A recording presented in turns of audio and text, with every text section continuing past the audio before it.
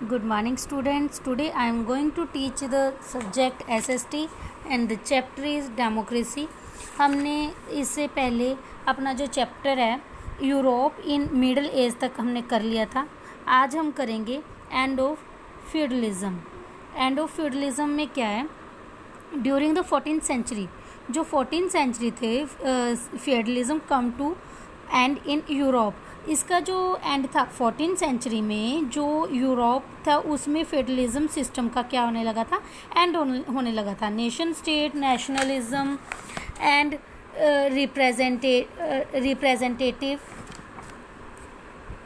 Democracy begin to emerge democratic values started developing in different parts of Europe. जो इसके representatives थे ना, और जो इनका नेशन स्टेट नेशनलिज्म था, उन्होंने क्या किया, डेमोक्रेसी एमर्ज होनी स्टार्ट हो गई अलग अलग पार्ट्स में. जो डेमोक्रेटिक वैल्यूज़ थी वो भी क्या होने लगी, डिफरेंट पार्ट्स ऑफ यूरोप के डिफरेंट पार्ट्स में डेमोक्रेटिक वैल्यूज़ का डिवेल्प होना स्टार्ट हो गया. उसके बाद हमारे पास क्या आता है, द रेनेसेंस. देखो, during the 1400s western civilization changed significantly. Historians call this the Renaissance era. देखो रजी, जो 1400s का टाइम था ना, जो वेस्टर्न सिविलाइजेशंस थे उनमें क्या होने लग गया, चेंजेस आने लग गए. जो ये होता है ना एस, इसका मतलब होता है जो सेंचुरी होती है ना एक, मतलब उसका टाइम पीरियड होता है लगभग. ये कई बार जब हम 1960s कहते हैं तो ये 10 ईयर्स का फ़र्क हो जाता है. मतलब जो 60s है ना, 1960 से लेके 1970 का टाइम पीरियड हो जाता है. ओके, नाउ इसके बाद क्या है हमारे पास, historians call this renaissance era meaning rebirth. Renaissance मतलब क्या होता है, इसका मतलब रीबर्थ होना. इसमें यूरोप की जो कंट्रीज थी, वेस्टर्न सिविलाइजेशन चेंज होने लगा था और यूरोप अपने आप को क्या कहने लग गया था कि इसका रीबर्थ हो रहा है.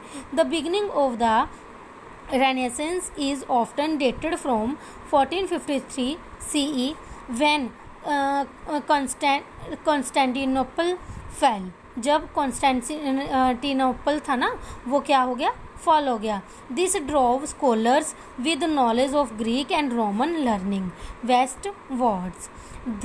There was development in education, science, culture spheres. Political awareness also developed, leading the birth of the city-state like Venice, Florence and the Lucca in Italy. Okay, जो ये क्या था जी, इसमें मतलब इनका बर्थ होने लगा था सिटीज़ का. मतलब नई नई चीज़ें, एजुकेशन, साइंस, कल्चर, हर तरह के स्फेयर में क्या हो रहा था, डेवलपमेंट हो रही थी. The province boasted of Republican form of government which was controlled by guilds of merchants and the traders. Elections were held to appoint leaders for limited period of time. इसमें फिर क्या हो गया, इलेक्शंस होने लग गए, क्योंकि डेमोक्रेटिक कंट्री का एक ही मेन पर्पस होता है ना कि जो हमने रिप्रेजेंटेटिव लीडर्स चूज़ करने हैं वो इलेक्शन के थ्रू लोगों के द्वारा ही हों. तो उन्होंने क्या किया, इलेक्शन करने शुरू कर दिए अपने लीडर्स को अपॉइंट करने के लिए. कितने समय के लिए, लिमिटेड पीरियड ऑफ टाइम के लिए. जैसे हमारे इंडिया में होता है 5 ईयर के टाइम पीरियड के लिए ये चूज़ किए जाते हैं. उसके बाद है the glorious revolution. The glorious revolution और the bloodless revolution took place in 1688 C. King James II of England was overthrown by the Union of English Parliamentaries. It is believed that this event was the beginning of modern English parliamentary democracy. देखो जी, 1688 में क्या हुआ था, जो king James second था ना England का, उसे क्या कर दिया गया, वो ओवरथ्रो हो गया. किसके द्वारा, इंग्लिश पार्लियामेंट के द्वारा उसे हटा दिया गया। इसमें ये विश्वास किया जाता है कि जो ये टाइम पीरियड था ना, वो मॉडर्न इंग्लिश पार्लियामेंट की डेमोक्रेसी की स्टार्टिंग थी।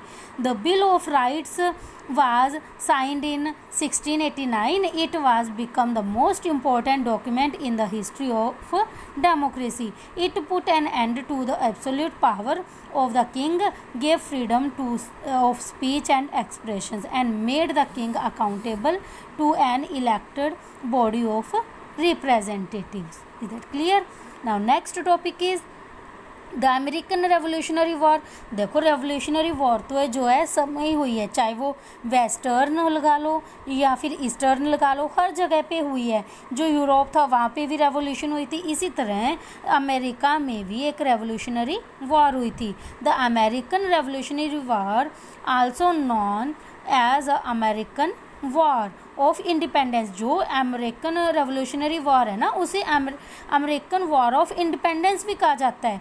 Was fought between the British crown and it's colonies. किस किस में बीच हुई थी? ब्रिटिश क्राउन और कॉलोनीज, जो नॉर्थ अमेरिका में हुई थी। टाइम पीरियड क्या था उसका? 1775 to 1783 CE। The eventual outcome was recognition of independence of 13 southernmost colonies, as well as the separately settled territories to the west of Mississippi River। जो ये टेरिटरी, जो वेस्ट की टेरिटरी से कहाँ सेट हुई थी? मिसिसिपी रिवर के पास। With the help of France it also led to writing the declaration of independence which is landmark the history of democracy. जो ना जी इसने हेल्प की थी फ्रांस की, और इसी के द्वारा जो ये डिक्लेयर किया गया था, इसे लैंडमार्क बनाया गया था कि जो अमेरिका है वो क्या है? एक इंडिपेंडेंट कंट्री है। अब ये जो पिक्चर है इसमें क्या है? The surrender of Lord Cornwallis bye John tumble, a painting of American revolution. ये क्या है? अमेरिकन रेवोल्यूशन की पिक्चर को शो आउट कर रहे हैं। उसके बाद आपको मैंने पहले भी कहा है, जो ये सर्च एंड सर्फ होते हैं ये आपका होमवर्क होता है, आपने इसे सारा फाउंड आउट करना है और रफ नोटबुक पे राइट भी जरूर करना है। Okay, next is America become a federal government based on the division of power and adopted a written constitution in 1789 CE। जो अमेरिका है ना, वो फर्स्ट कंट्री थी जिसमें रिटन कॉन्स्टिट्यूशन पाया गया। ठीक है, इसी से हमने इंस्पायर होकर अब अपने इंडिया का जो कॉन्स्टिट्यूशन है वो रिटन बनाया था। अब अमेरिका का कॉन्स्टिट्यूशन कब राइट किया गया था? 1789 में। It was the first country to get the written constitution in 1792। The bill of rights was passed 1792 में इसका बिल पास किया था, बिल ऑफ राइट पास किया गया था। It had provision for an elected government and also granted the citizen certain rights under the laws. वही हो गया जो हमने फंडामेंटल राइट्स ये लास्ट पेज पे ये वाले किए थे ना, ऐसे ही फंडामेंटल राइट्स को एक अमेरिका में भी क्या किया गया? सिटीज़न को ग्रांटेड किए गए थे। Is that clear? उसके बाद ये फैक्ट फाइल्स आपने खुद पढ़ना है। उसके बाद हमारी आती है French revolution, very very important revolution, ये हमारी आगे तक काम आएगी। द फ्रेंच रेवोल्यूशन 1789 टू 1799 तक चली थी। Was the event responsible for the downfall of the Bourbon monarchy. ये जो फ्रेंच रेवोल्यूशन थी यही एक रीज़न थी कि बोर्बोन मोनार्की थी जो वो फॉल हो गई, नीचे गिर गई। The common people overthrow the 1000 years of old monarchial system of France. They established a democratic government system. In France people were divided into 3 estates। जो फ्रांस के लोग थे ना, 3 उस हिस्सों में बांटे हुए थे। Clergy first estate, nobility second estate and the common people third estate थी। जैसे हमारे यहाँ पे होते हैं ना, 3 तरह के लोग पाए जाते हैं, अमीर, मिडल और गरीब। एक तरह से वैसे ही लगा लो, clergy, nobility and common people. जो ये कॉमन पीपल थे ना, इनके ऊपर तो बहुत ज़्यादा दबाव था। जैसे हम कह देते हैं कि गरीबों को तो बहुत मेहनत करनी पड़ती, बहुत सारी स्ट्रगल करनी पड़ती, बहुत सारे प्रॉब्लम्स को फेस करना पड़ता है, वैसे ही इन कॉमन पीपल्स को करना पड़ता था। The first and the second estate had all rights and privileges. जो फर्स्ट एंड सेकंड स्टेज थी ना, फर्स्ट स्टेज कौन सी थी? Clergy, and second one is nobility. उन दोनों को तो राइट्स और प्राइविलेजेस मिली हुई थी। द इकोनॉमिक बर्डन, जो उन पर इकोनॉमिक बर्डन था ना, वो completely on the third estate, वो सारा का सारा किस पे पड़ा हुआ था? थर्ड एस्टेट पे। They had to pay heavy taxes, उन्हें बहुत सारे टैक्सेस भरने पड़ते थे। And did not receive any privilege, वो ना तो कोई प्राइविलेज रिसीव कर पाते थे। This exploitation led to the French revolution, यही एक्सप्लॉयटेशन कारण बना फ्रेंच की रेवोल्यूशन का। Liberty, equality, fraternity was the motto of French revolution. जो फ्रेंच रेवोल्यूशन था उसका मेन मोटो क्या था? लिबर्टी, स्वतंत्रता, इक्वलिटी और फर्टिनिटी लेके आना। ठीक है, जो फर्टिनिटी होता है कि अपनी जो फीलिंग ऑफ ब्रदरहुड कह दें, फीलिंग ऑफ नेशन लगा दें, उसे हम फर्टिनिटी कहते हैं। Was the motto of French revolution. On 17 June 1789 the third estate declared itself as a national assembly and adopted the declaration of rights of man and citizens in August 1789। According to it all man are born equal and free. इसके द्वारा जो है सारे man क्या है? Equal जन्मे हैं और इक्वली वो फ्री भी हैं। इन 1791 the constitution framed by the people come into force. जो 1791 में था वो क्या हो गया? कॉन्स्टिट्यूशन बन गया और फोर्स में आ गया। हमारा कॉन्स्टिट्यूशन कब बना था और कब फोर्स में आया था, आप लोगों ने फाइंड आउट करना है और राइट करना है। It marked the end of the absolute monarchy and established self-government by the people. The French Revolution recognized people as the supreme power. French Revolution ने क्या recognize किया? जो supreme power है वो किसके पास है? लोगों के पास। and acted as turning point in the history of democracy. इसने turning point लाया डेमोक्रेसी में। आपने ये करना है, जो है आपने पता करना है ये कौन है और ये कहाँ से बिलोंग करती है, कौन सी एस्टेट से बिलोंग करती है। उसके बाद आपने ये आंसर ओरली देने हैं। उसके बाद हमारा टॉपिक आता है democracy in 19th and 20th century. By the end of 19th century, different revolutions burst out in various parts of the world. They ensured more rights for the people. देखो रजे, जब इसका एंड हुआ ना 19th century का, अलग अलग तरह की जो रेवोल्यूशनरी सामने आई वर्ल्ड के अलग अलग हिस्सों में। They ensure more rights for the people, वो क्या चाहती थी कि लोगों को बहुत ज़्यादा राइट्स मिले। And great participation in government, और गवर्नमेंट में उन्हें भी पार्टिसिपेशन दी जाए। Power of the king were limited and legislative bodies and constitutions of various forms were adopted. जो किंग की पावर्स थी उन्हें लिमिटेड किया गया। जो लेजिस्लेटिव बॉडी थी कॉन्स्टिट्यूशन की, उन्हें बहुत सारे फॉर्म्स में अडोप्ट किया गया। Women voting right become the issue in 19th century. पहले पता है आप लोगों को, जो ना फ्रेंच था उसमें वुमेन और जो गरीब होते थे, लोग होते थे जिनके पास अपनी प्रॉपर्टी नहीं होती थी, उन्हें वोट का अधिकार नहीं था।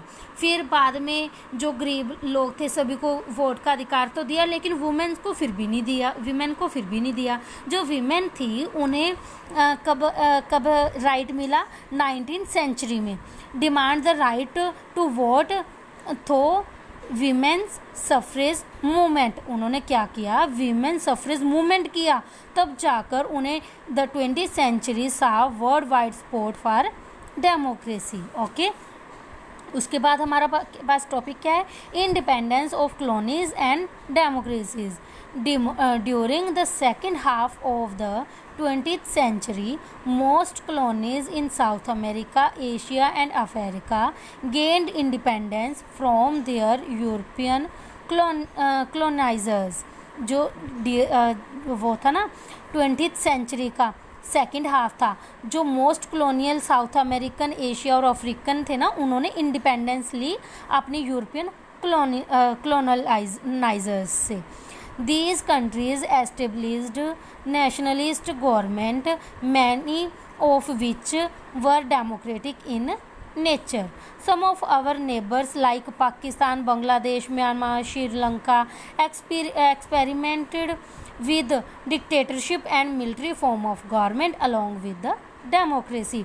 उन्हें भी क्या है, किसका एक्सपीरियंस है, डिक्टेटरशिप का। जैसे हमारे ऊपर भी डिक्टेटरशिप था ना, कॉलोनियल रूल था, ब्रिटिश ने हमारे ऊपर डिक्टेटरशिप की थी। उसी तरह से जो हमारे पाकिस्तान तो आपको पता ही है हमारे बीच में था, बांग्लादेश भी हमारा ही पार्ट था, म्यांमार, श्रीलंका, इन्होंने भी डिक्टेटरशिप को क्या है, एक्सपीरियंस किया है। उसके बाद इन 1947 India become independent from British rule. India adopted representative democracy and constitution. It come into effect on 26 January 1950, and India become a democratic republic. The Constitution of India become the primary source of law and guidance force for democracy and democratic institutions in India. इस तरह से जो हमारा constitution है वो India का supreme law बन गया, मतलब जो भी सोर्स ऑफ लॉ बन गया। इसी के द्वारा हमें लॉज प्रोवाइड किए जाते हैं, राइट्स प्रोवाइड किए जाते हैं, एवरीथिंग। ओके, नेक्स्ट है universal declaration of human right. The universal declaration of human right was adopted by UN general assembly.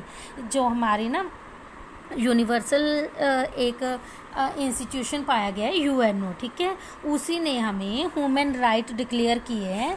उसकी असेंबली में दिसंबर 1948 में हर कंट्री को, हर किसी को क्या दिए गए थे, ह्यूमन राइट्स डिक्लेयर किए गए थे। Okay, it was result of the experience of second world war. ये किसका रिजल्ट था, क्यों राइट दिए गए, क्योंकि सेकेंड वर्ल्ड वार के कारण the international community come together to create the United Nation to ensure that such tribal war never occur again. जो यूनाइटेड नेशन है ना, उसमें कहा गया था कि जो हमारे ये इसलिए फोर्स में आया था जो हमें दोबारा से जो अपनी वॉर है उसे फेस ना करना पड़े, थर्ड वर्ल्ड वार ना हो। The world leaders decided to complement the UN charter with a guarantee of rights of every individual everywhere। जो यूएनओ का चार्टर था ना, वो उसमें सबसे पहले ना 51 स्टेट्स ने साइन किए थे। उसके बाद इसके मेंबर्स थे जो वो बढ़ते गए, और जो इसका यूएन चार्टर है ना, वो इंश्योर करता है कि हर इंसान को, हर इंडिविजुअल को हर जगह पे क्या मिले, राइट्स मिले। The declaration of human right talked about human dignity and was signed by most countries. It furthered the development and the growth of the principle of democracy. Events leading to the growth and democracy are given in the table. जो ये है ना, मतलब जो हमें बताया गया है कि कौन कौन से इवेंट हुए और किस डेट, कौन कौन सी डेट में हुए, ये आपने सब लर्न करने हैं, रिवाइज करने हैं। इनमें से आपने एक तो ये adoption of universal declaration of human right मेन लर्न करना है, French revolution, decolonized freedom movement in South America, Asia and Africa करना है, ये आपने लर्न करने हैं। उसके बाद आपने गनसंगन ऑफ इंडिया करना है, रोमन रिपब्लिक्स करना है, मैग्ना कार्टा। वैसे ये सारे हमने पीछे कर ही लिए हैं, आप सभी एक बार रिवाइज तो कर ही लेना, ठीक है। Thank you. इस तरह से हमारा ये जो चैप्टर है वो कंप्लीट होता है। ये रिकैप है, आपने अच्छे से रीड करनी है। इस चैप्टर को आपने अच्छे से रीड करना है, लर्न करना है, और इसकी आंसर की मैं आपको प्रोवाइड कर दूंगी, लेकिन आपने पहले इसे फाइंड आउट करने की ट्राई करनी है। Thank you and have a nice day.